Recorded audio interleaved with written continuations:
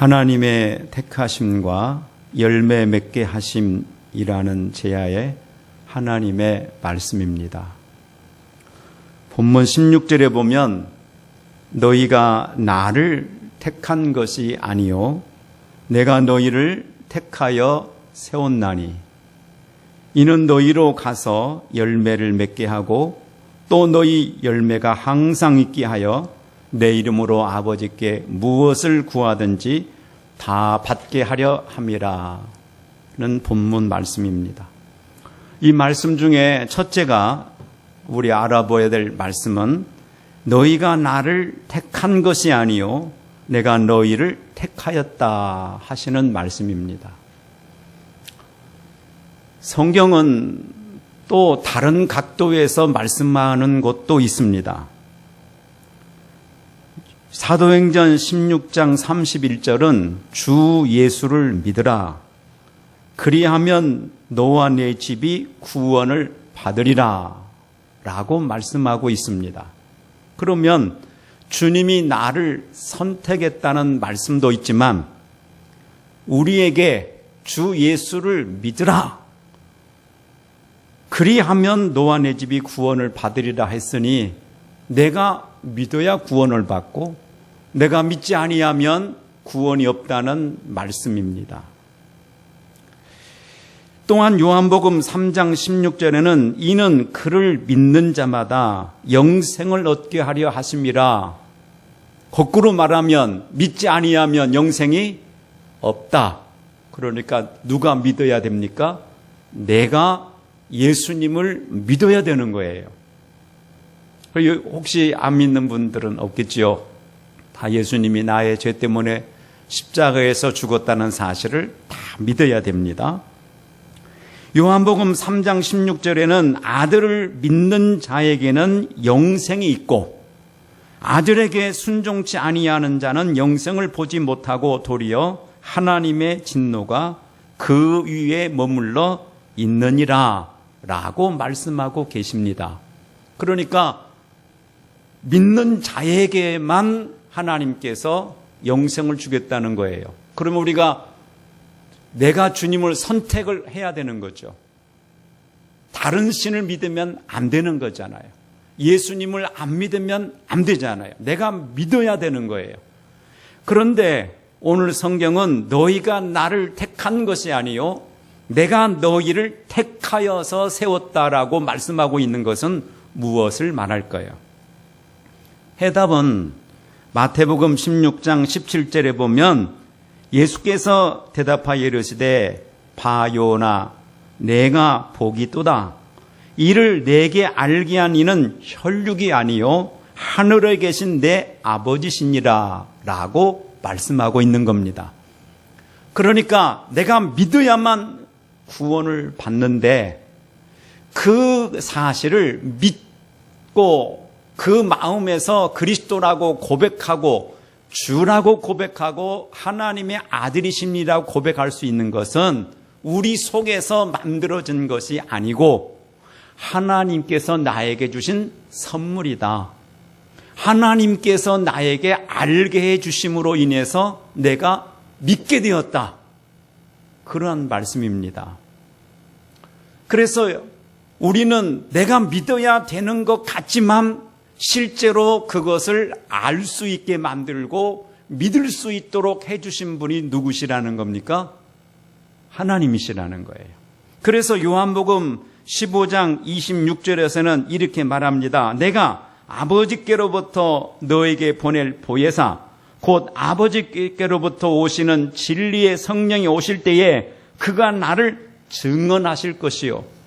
그러니까 우리 안에 누구를 보내주셨습니까? 성령님. 그러니까 우리 안에 성령님이 계시는데 그 성령님이 예수를 증언해 주어서 우리로 하여금 믿을 수 있도록 해 주셨다는 하나님의 말씀이죠. 그러니까 우리가 얼마나 감사하고 또 얼마나 큰 은혜입니까? 그러므로 성경은 내가 예수를 믿는 것 같지만 실제로는 하나님이 나를 선택해 주셨다. 그리고 그 선택으로 인해서 내가 예수를 믿게 되었다라고 말씀하고 있는 것입니다. 그러면 주님께서는 우리에게 예수를 믿고 구원을 받는 우리에게 어떠한 계획을 가지고 있는데 그 계획이 뭐냐? 이는 너희로 가서 열매를 맺게 하게 하고 라고 기록되어 있습니다. 그러면 예수 믿는 성도들에게 주님께서 무엇을 원하느냐? 열매를 원한다는 거예요. 그러면 이 열매는 무엇일까요? 우리가 열매를 맺게 되는데 이 열매는 무엇일까요? 이것은 어떤 분은 이렇게 해석을 합니다. 예수 믿고 구원받은 성도의 열매가 예수 믿고 윤리, 도덕, 율법의 열매를 말한다. 그렇게 예수 믿고 도덕과 윤리와 율법의 어떠한 경지에 이르는 사람은, 즉 하나님 앞에서 뭔가 바로 사는 사람은 무엇을 구하든지 다 받을 것이다 라고 해석을 합니다. 물론 그렇게 해석도 가능할 수 있겠지요. 그러나 한번 생각해 봅시다. 하나님께서 우리에게 주시는 선물은, 하나님께로만 올 수 있는 선물은 무엇일까요? 이 세상으로부터 줄 수 없는 것, 즉 이 세상으로부터 올 수 있는 것이 아닌 하나님이 줄 수 있는 그것이 무엇일까요? 여러분, 윤리나 도덕이나 율법적 어떠한 열매는 그리스도로만 이루어질까요? 그렇지 않지 않습니까? 그리스도인이 아니래도 얼마든지 더 나은 삶, 변화된 삶, 그리고 율법적으로 높은 경지에 올라 있는 사람들이 있습니까? 없습니까? 있다는 거죠. 그렇다면 이 열매는 하나님께로만 오는 열매라 한다면은 꼭 이것만이라 할 수가 없다는 거죠. 그러면 성경에서 말하고 있는 하나님께서 우리에게 주시고자 하는 그 열매는 무엇일까요? 주님께서 하신 말씀을 우리가 한번 다시 기억해 봅시다. 주님께서 우리에게 주신 마태복음 16장 17절, 이를 내게 알게 하니는 혈육이 아니요 하늘에 계신 내 아버지시니라. 그게 뭡니까? 주는 그리스도시요 살아계신 하나님의 아들이십니다 라는 고백이었지요. 다시 말하면 하나님께로만 올 수 있는 것, 그것은 예수님이 그리스도라고 믿어지는 이 사실, 이건 하나님께로만 온 거지요. 다른 데로는 올 수가 없지요. 성령의 감동으로만 되는 거지요. 예수님이 그러므로 나의 주인이시다, 이제부터 나는 내 것이 아니고 주님의 것이라고 고백하는 것은 무엇으로만 돼요? 하나님으로만 돼요. 다른 것으로는 안 되는 거예요. 윤리나 도덕이나 율법적 탁월성은 여러분 예수 믿지 않는 세계에도 많이 있는 걸 봤어요. 예수 안 믿는데도 착한 사람 많고요. 예수 안 믿어도 법 없이 살 사람들이 막 있는 겁니다. 그러나 예수의 피로 죄사함 받고 예수님이 나의 주이시고 예수님은 3대 성자 중에 하나가 아니라 그분은 하나님이시다라고 믿어지는 것은 오직 하나님께로만 되어지는 것이요. 이것이 우리 안에서 날이 갈수록 이렇게 장성하고 장성해서 우리에게 뭔가 열매로 나타나는 것은 하나님으로만 되어지는 것이기 때문에 그 열매는 바로 우리 입으로 시간이 흐르고 세월이 흐르고 우리가 우리의 삶 속에서 날이 갈수록 연걸어가는 열매가 뭐예요? 당신은 그리스도이십니다. 당신의 피가 없었으면 나는 여전히 죄 가운데 있을 수밖에 없습니다. 그리고 당신은 전능하신 분입니다. 내 인생의 주권자는 당신밖에 없습니다. 그리고 나는 당신의 삶에 의해서 움직여지는 당신이 나의 주입니다라는 이러한 고백들을 우리에게 열매라 이렇게 말씀하고 있습니다. 그러면 만약에 예수 믿고 윤리나 도덕이나 율법적 열매를 많이 맺는 사람은 그게 열매이고 그 열매가 있는 사람이 기도하면 무엇인지 다 들어준다는 쪽으로 해석하게 되면 문제가 생겨나게 되어 있습니다. 그게 무슨 문제입니까? 되던가요? 안 된다 이 말이죠. 무엇을 구하든지 다 된다고 했는데 예수 믿고 구원받은 사람도 안 되는 것이 있더라 이거예요. 안 되는 것이 많이 있습니다. 그러면 무언가 성경이 잘못된 건가? 이렇게 생각할 수 있고 더 나아가서는 내가 열심히 믿었는데 안 될 때에 낙심하게 되고 하나님에 대한 신앙의 회의를 가질 수가 있습니다. 이 가운데도 그럴 수 있는 사람들이 있다는 거예요. 그리고 율법의 문제를 가지고 씨름하게 돼요. 내가 하나님의 응답을 받기 위해서는 율법적인 어떠한 탁월성을 갖기 위해서 율법적인 문제에 접근하게 되고 거기에 매달리게 되므로 성경에 말하는 다시 초등학문, 즉 율법으로 돌아가게 되는 위험성이 생겨나게 되는 겁니다. 그러므로 여기 성경에서 말하고 있는 열매는 무엇일까요? 시간이 흐르고 세월이 흐르면서 그리스도에 대한 그 은혜, 하나님이 우리의 아버지가 되시고 전능하시다는 것에 우리 열매를 맺어가는 것을 말하고 있고 그걸 통해서 우리는 내가 그리스도밖에 없습니다라고 고백하는 그 순간의 고백으로 인한 기도는 하나도 땅에 떨어지지 않고 모두 다 응답이 된다 하심으로 해석될 수 있는 겁니다.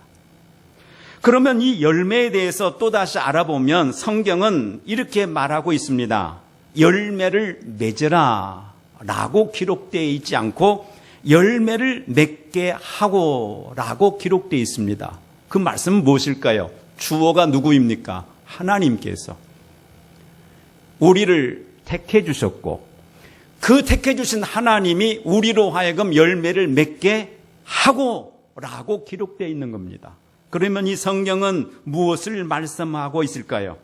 하나님께서 우리를 부르시고 열매를 하나님께서 맺게 해 주시겠다라는 하나님의 말씀인 것입니다. 그렇다면 이 약속이 오늘 또 진행 속에 있기 때문에 저와 여러분들은 어디에 있느냐? 하나님께서 우리를 선택해 주셨을 뿐만 아니라 이 열매를 맺게 하게 하는 그 진행형 속에 우리 모두가 있는 겁니다. 예수님이 그리스도라고 고백을 한 사람, 만약에 여러분께 그런 고백을 했다면 여러분이 하나님의 섭리와 뜻 안에서 지금 여러분에게 뭘 만들어 가고 계세요? 열매를 우리에게 만들어 가고 계십니다. 열매를 맺게 하게 하려고 지금도 주님이 역사하고 계신다. 우리는 그 속에서 살고 있다는 것을 우리가 직감해야 됩니다. 아, 지금 내 삶이 하나님이 나로 하여금 열매를 맺게 하기 위한 그러한 진행 속에 내가 있구나. 이것을 우리가 인식하라는 하나님의 말씀입니다.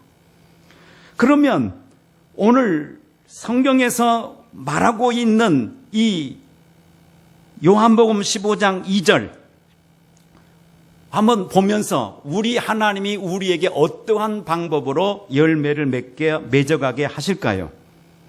무릇 내게 붙어 있어 열매 맺지 아니하는 가지는 아버지께서 그것을 제해버리시고 무릇 열매 맺는 가지는 더 열매를 맺게 하려 하여 그것을 깨끗하게 하셨느니라. 자, 포도나무가 있습니다. 가지가 있어요. 열매를 맺게 하기 위해서 뭐 한다는 겁니까? 쉽게 말하면 가지치기를 한다 그 말이에요.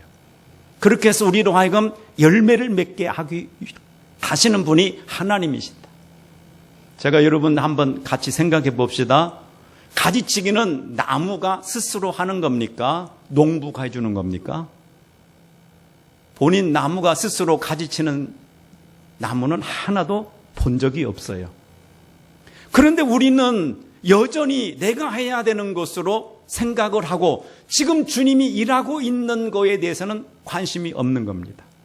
지금 주님이 나에게 열매 맺게 하기 위해서 하고 있는 일에 대해서는 말하자면 인지가 안 되는 거예요. 그리고 내가 뭔가를 열매를 맺으려고 하니까 주님 따로 나 따로 신앙이 되고 왜 이렇게 가야 되는지에 대한 의문점이 생겨나게 되는 겁니다. 분명히 이 가지치기는 나무가 하는 것이 아니고 농부가 하는 거예요. 그러면 열매를 맺기 위해서 주님이 농부가 되어서 뭘 하시느냐? 가지를 치는 거예요. 쓸모없는 가지는 치고 열매 맺는 가지도 또 쳐가지고 거기에서 열매를 많이 맺게 한다는 거죠. 그러면 가지치기라는 것이 무엇일까요? 여러분 나무를 볼 때요. 제가 어릴 때 우리 딸 아이가 어릴 때에 석류나무를 제가 심어놓고 가지를 쳤더니 우리 딸 아이가 막 울더라고요. 왜 우는지 아시겠죠? 그 나무가 아플 거다 이거예요. 그 아픈 나무를 보면서 어릴 때니까 울더라고요.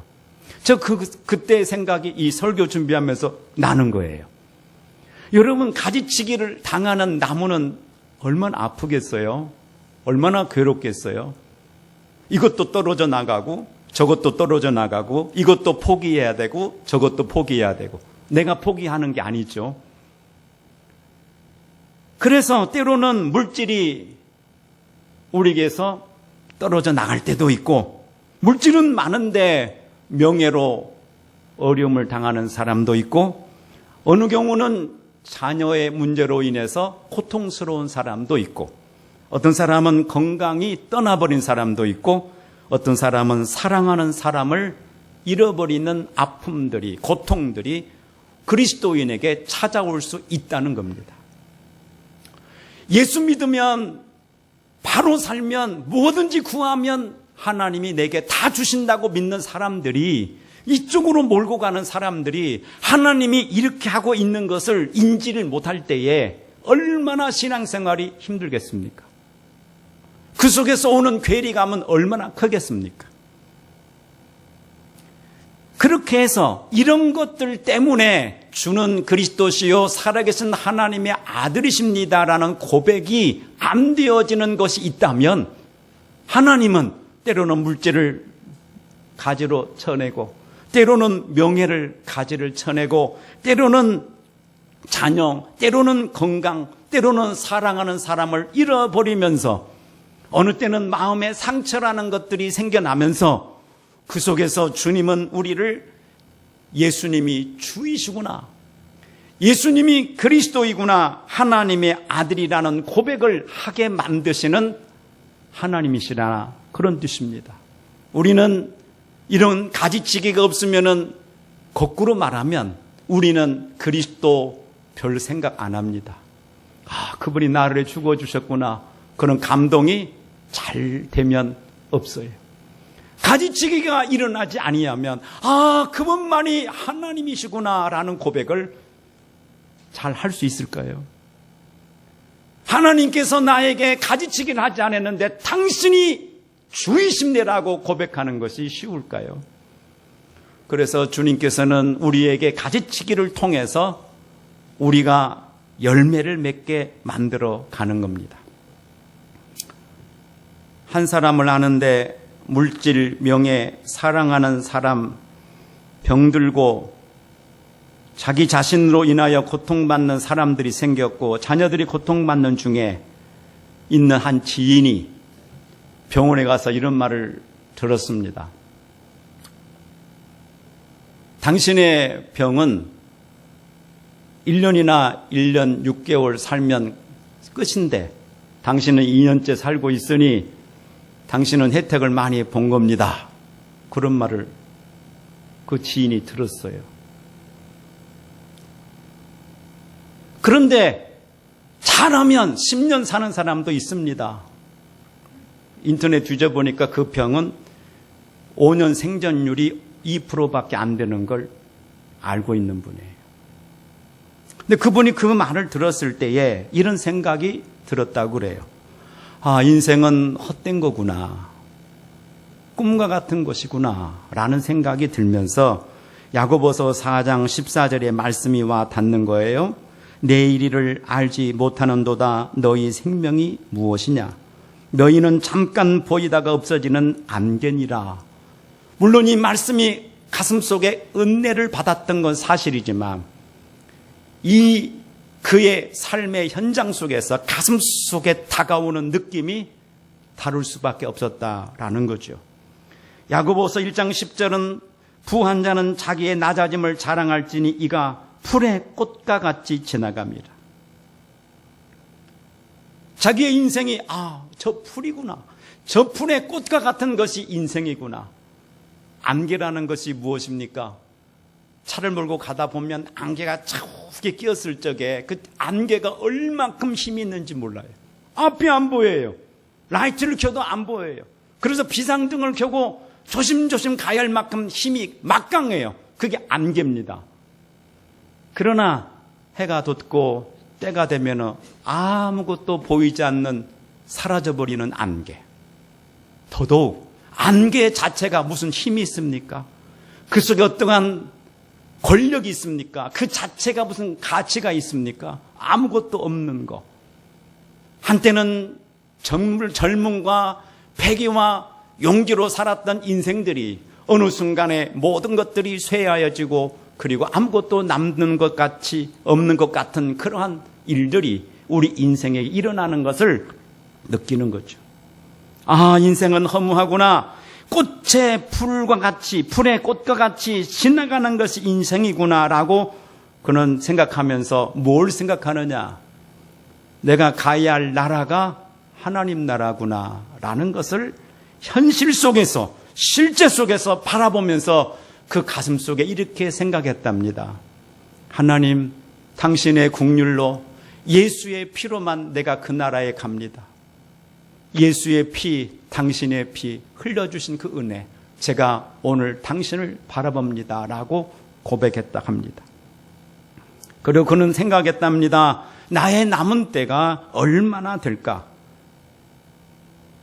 내 남은 때, 그 때를 인하여서 그 지인으로 인하여 고통받는 분들을 위해서 또한 그가 세우고자 하는 일들을 마칠 수 있을까라는 생각을 했다고 합니다. 그때 그는 그리스도 예수 하나님에 대한 긍휼을 바라봤다고 그래요. 하나님, 당신은 전능하신 하나님이신데 당신께 긍휼을 구합니다. 당신의 긍휼로, 당신의 은혜로 이 일이 이루어지기를 원합니다. 얼마만큼의 때가 남았는지, 얼마만큼 가능할지 아무도 모르지만 당신이 긍휼을 베풀어 주기를 원합니다 라는 그 고백을 할 때에 예전에 그가 생각했던 긍휼과 예전에 그가 생각했던 하나님의 은혜하고는 다른 고백이, 당신은 하나님이십니다. 전능자이십니다. 당신만이 주이십니다. 당신만이 나를 죄에서 구원하신 그리스도입니다라고 고백을 했다고 합니다. 그리스도인들에게 왜 멀어지는 것이 생겨날까요? 왜 잃어버리는 것, 포기하는 것들이 생겨날까요? 때로는 물질, 때로는 명예, 때로는 건강, 때로는 사랑하는 분들, 때로는 소중한 모든 것들이 내게서 멀어질까요? 성경 한 구절을 소개하고자 합니다. 시편 123편 2절에 상전의 손을 바라보는 종들의 눈같이, 여주인의 손을 바라보는 여종의 눈같이 우리의 눈이 여호와 우리 하나님을 바라보며 우리에게 은혜를 베풀어 주시기를 기다리나이다. 우리 하나님 앞에 찬양 올리며 나아가겠습니다. 죄짐 맡은 우리 구주 찬양 드리겠습니다. 주님을, 보혈의 피로 구속해 주신 주님을, 나의 아버지가 되시고 주 되시는 하나님을 바라보며 고백하는 찬양을 드리겠습니다.